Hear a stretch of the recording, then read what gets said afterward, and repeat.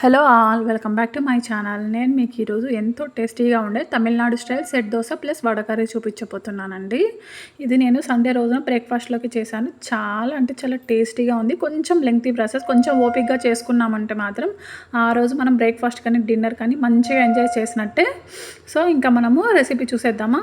ముందుగా మనము 6 glasses of ration rice తీసుకున్నానండి. నేను రేషన్ రైస్కి 6 గ్లాసెస్ ఆఫ్ రైస్కి 1 గ్లాస్ ఆఫ్ ఉద్దిపప్పు ప్లస్ 1 స్పూన్ మెంతులు. ఏ గ్లాస్తో మనం రైస్ తీసుకున్నామో ఆ గ్లాస్తో ఉద్దిపప్పు, 6 గ్లాసెస్ రైస్కి 1 గ్లాస్ ఉద్దిపప్పు ప్లస్ అదే గ్లాస్తో 1 గ్లాస్ అటుకులు. రైస్ ప్లస్ ఉద్దిపప్పు 6 అవర్స్ పాటు నానబెట్టుకోవాలండి. మనం మిక్సీకి వేసుకునేటప్పుడు మనం అటుకులు అనేటివి నానబెట్టుకోవాలి. మొత్తం మనం మిక్సీకి వేసుకునేటప్పుడు ఈ విధంగా మెత్తగా గ్రైండ్ చేసుకోవాలి. చాలా స్మూత్ పేస్ట్ ఉండాలండి. అప్పుడు మనకి దోశ అనేది చాలా పర్ఫెక్ట్గా వస్తుంది. కొంచెం వాటర్ యాడ్ చేసేసి మెత్తగా మిక్స్ చేసుకోవాలి. ఇవి వచ్చేసి వడ కర్రీకి శనగపప్పు అండి. మనం వాటర్ గ్లాస్ ఉంటాయి కదా, నేను దాంతో నానబెట్టాను. ఇది కూడా నేను ఓవర్ నైట్ సోక్ చేశానండి.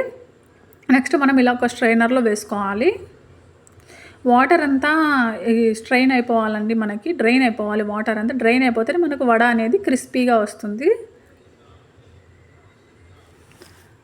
నెక్స్ట్ మనము ఒక మిక్సీ జార్ తీసుకునేసి అందులోకి శనగపప్పు యాడ్ చేసుకోవాలి.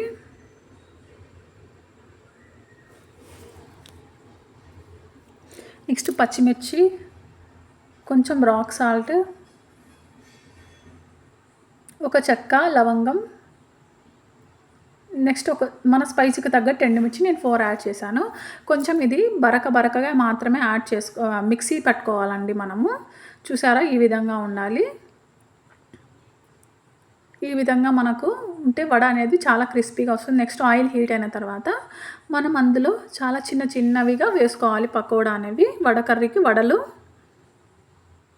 పకోడాలాగా చాలా చిన్నవిగా వడలు అనేటివి మనం వేసుకొని మీడియం ఫ్లేమ్లో క్రిస్పీగా ఫ్రై చేసుకోవాలండి. వడలు అనేటివి చాలా ఫాస్ట్గా వేగిపోతాయి.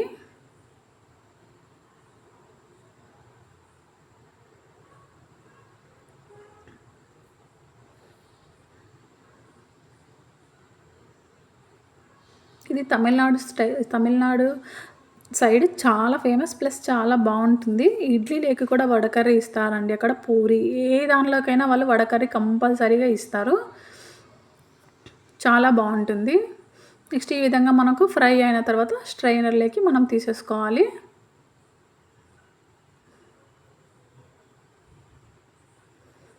మనకు సోప్ ఫ్లేవర్ నచ్చితే మనం మిక్సీకి వేసేటప్పుడు కొంచెం సోప్ యాడ్ చేసుకోవచ్చండి. మా ఇంట్లో నచ్చదు కాబట్టి నేను సోప్ అయితే యాడ్ చేయలేదు.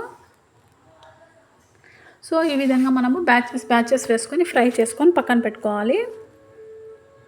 నెక్స్ట్ మనము వడ కర్రీకి ఒక 5 ఆనియన్స్, ఒక 3 టొమాటోస్, జింజర్, గార్లిక్ ప్లస్ పచ్చిమిరపకాయలు. మనము టొమాటోస్, జింజర్, గార్లిక్ మెత్తగా ప్యూరీ చేసుకుంటామండి. నెక్స్ట్ ఒక ప్యాన్ పెట్టుకునేసి వడలకి యూస్ చేసిన ఆయిల్ మాత్రమే యూస్ చేశాను, కర్రీ ఫ్లేవర్ అనేది బాగుంటుందనేసి. నెక్స్ట్ అందులోకి మసాలా దినుసులు అన్నీ యాడ్ చేసుకోవాలండి. చెక్క, లవంగము, ఒక స్టార్ అనీస్, మరాఠీ మొగ్గ, బిర్యానీ ఆకు వేసేసి జీలకర్ర వేసుకోవాలి. ఈ ప్లేస్లో సోప్ నచ్చితే సోప్ యాడ్ చేసుకోవచ్చు. ఇవన్నీ ఫ్రై అయిన తర్వాత మనం ముందుగానే కట్ చేసి పెట్టుకున్న పచ్చిమిర్చి ప్లస్ కరివేపాకు కూడా యాడ్ చేయాలి.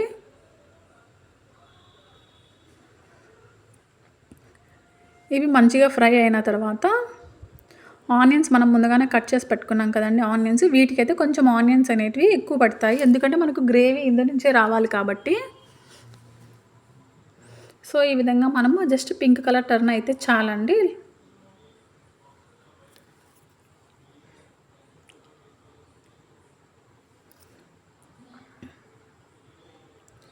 కొంచెం మనము సాల్ట్ చల్లామంటే మాత్రం చాలా త్వరగా పింక్ కలర్ అనేటివి అయిపోతుంది. ఈ విధంగా అయిన తర్వాత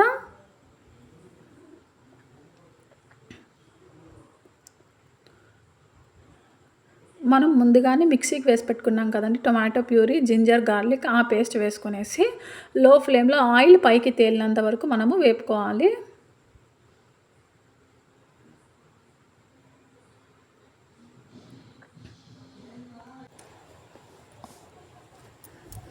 ఆయిల్ మనకు ఈ విధంగా పైకి తేలాలండి. అప్పుడే కర్రీ అనేది చాలా టేస్టీగా ఉంటుంది. నెక్స్ట్ ఎండు కారం, కారం పొడి వేసాను నేను కొంచెము. మీకు ఈ స్టేజ్‌లో నచ్చితే గరం మసాలా కూడా యాడ్ చేసుకోవచ్చు. నేనైతే ఇంకా మసాలా యాడ్ చేయలేదండి. కొంచెం పసుపు,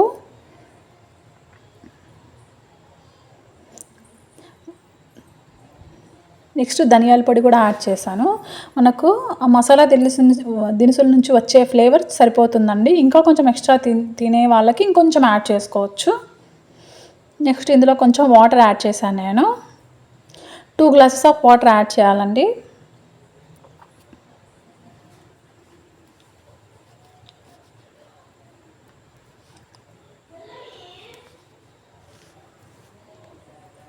అది మనకి మంచిగా బాయిల్ అవుతున్నప్పుడు మనం ముందుగానే చేసుకొని పెట్టుకున్నాం కదండీ, వడలు అనేటివి యాడ్ చేయాలి.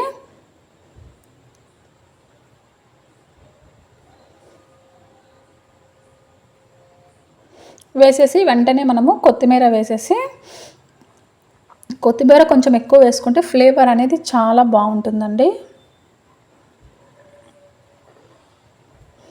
వేసేసి మనం లో ఫ్లేమ్‌లో పెట్టేసి ఒక 10 మినిట్స్ పాటు అలా బాయిల్ చేసామంటే లిడ్ క్లోజ్ చేసేసి మనకి వడ లోపల వరకు ఫ్లేవర్స్ అనేటివి దిగుతాయండి. అప్పుడు చాలా మంచి టేస్ట్‌గా ఉంటుంది మనకి కర్రీ.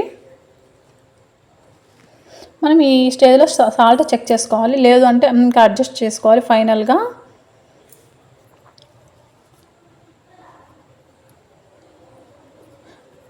నెక్స్ట్ మనము ఒక మ్యాషర్ తీసుకొని ఈ విధంగా మనము మ్యాష్ చేసుకోవాలండి. రవ్వగా అయిపోయే వరకు మ్యాష్ చేసుకోవాలి. బట్ మాకు వడలుగా ఉంటేనే ఇష్టం కాబట్టి మేము అలానే ఉంచాము. నెక్స్ట్ ఈ పిండి వచ్చేసి ఓవర్ నైట్ మనకు ఫర్మెంట్ అవ్వాలండి. ఓవర్ నైట్ ఫర్మెంట్ అయితే చాలా బాగుంటుంది దోశ. నెక్స్ట్ మనము ఇందులోకి సాల్ట్, పసుపు, సోడా పొడి యాడ్ చేసేసి మంచిగా మిక్స్ చేసుకోవాలి.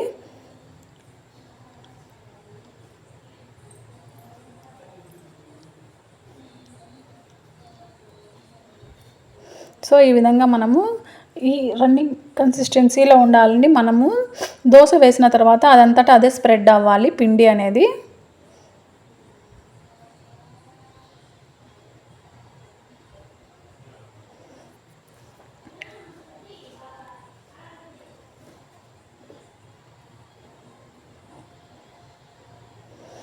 మనము ప్యాన్ హీట్ అయిన తర్వాత ఆయిల్తో జస్ట్ అలా రబ్ చేసేసి ఈ విధంగా మనము దోశ బ్యాటర్ అనేది వేసేయాలండి. అదంతటా అదే స్ప్రెడ్ అవ్వాలి. అప్పుడు మనకి సెట్ దోశ చాలా పర్ఫెక్ట్గా వచ్చినట్టు.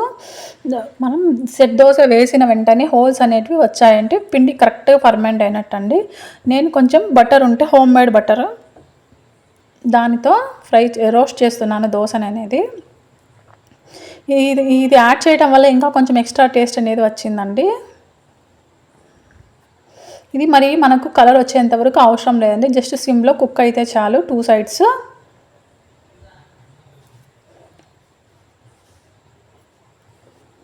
చూసారా ఎంత బాగా కుక్ అయిందో. అంతే అండి, ఇంకా మనం సర్వ్ చేసుకొని తినడమే. అంతే అండి. Subscribe to my channel.